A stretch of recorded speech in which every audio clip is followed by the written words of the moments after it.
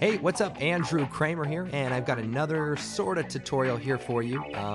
Basically, we checked out the 3D projection already, and it was a pretty simple example. I'm going to kind of take it a step further with this example of sort of a four-wall area, and I'm not going to be going really, really slow like in the previous tutorial, so hopefully you can pick up the essential techniques from part one and maybe learn some more advanced things from this tutorial, but not that much advanced. I mean, what do I know?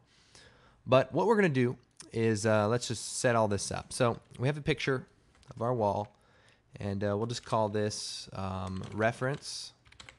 By the way, if you hit return on the keyboard,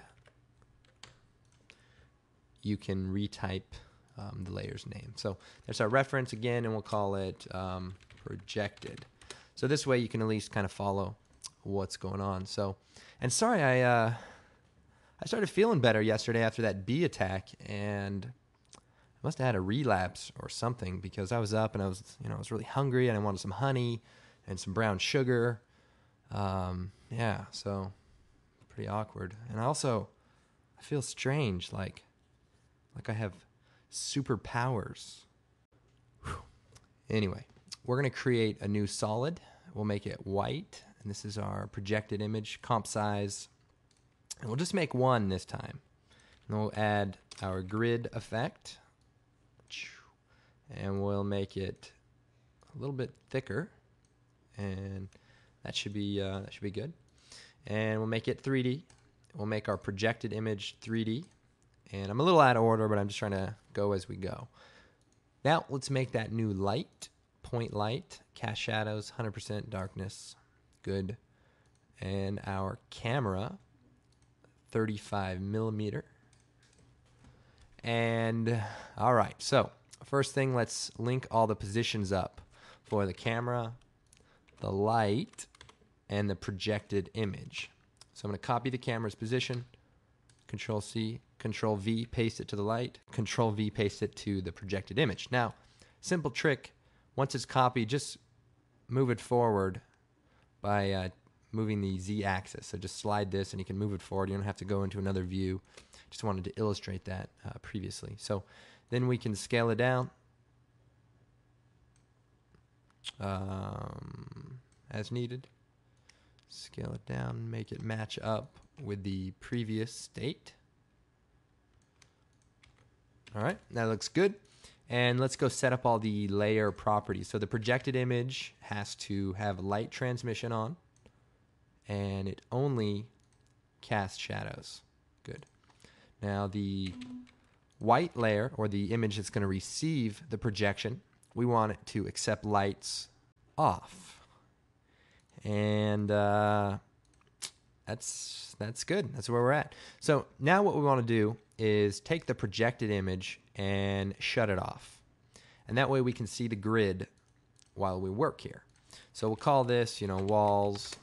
And what we'll do is take the rotation tool and rotate to our floor. Now, don't think about changing the world to match your walls, but just think about the shape of the world. It's a box. I mean, don't worry about the ratio of the box to the world or to the camera. Just think about the box. So let's make a box. So I'm going to move this down. I mean, feel free to get it kind of close, but just for illustrative purposes. Then we'll duplicate the wall. We'll rotate it on the green Y-axis. We'll move it over. And then we'll move this up. Whoops. And then we'll duplicate it. Move it over here. And then let's select all three of the layers. And if we grab one of these corners here, we can stretch it out. There we go. That's looking pretty good so far. Now, our side walls aren't quite tall enough, so let's take our two side walls and let's stretch them upwards, and then we can also move them upwards. Now remember, it doesn't matter if the sides overlap. It's kind of hard to see here, but you see how my side wall passes down past my floor layer? That's okay. If you want to keep everything neat, you can move it up but if it overlaps a little bit, not going to be a problem. Then we'll take the bottom floor here and duplicate it, move it up. Let's reset the scale, and then let me reset this grid back to what I had it. And what we'll do is we'll rotate it towards the camera like a back wall. And remember, things that are so far away, we don't ever get to kind of see around them. So it doesn't matter if it's just a flat wall, and we don't have to worry about all the detail. But if you hold down Shift while you move this back, you can push it all the way back there. We're going to go to the top view, and we're just going to line this up with the back of the wall. So I'm just holding down Shift and using the up arrow key. Active camera. Okay, so that's our wall back there. Now we can enlarge it, and it looks like it's overlapping, but remember, it's not. And if you hold down Shift, you can move things a lot easier in 3D space. So we just basically want to fill the space so that anything that doesn't get caught by the walls or the floor will get caught by this background layer. Right. Gosh, I'm losing it here. The bee instincts are starting to take over. All right, now if we turn the projected image back on, the reference picture off, and we turn the grid effect off, we're sort of right where we started. Now, if we're crafty enough, we go into the composition settings, change the options in the advanced to, we'll change it to 3000 just for the sake of rendering time here, and resolution to half, so it's not killing me.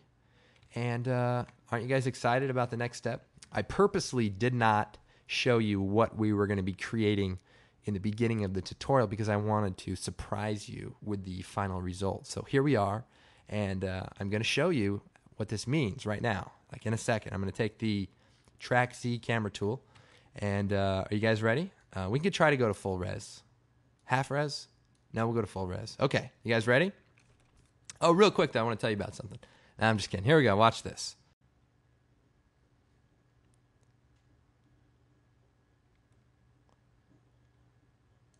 Pretty wild.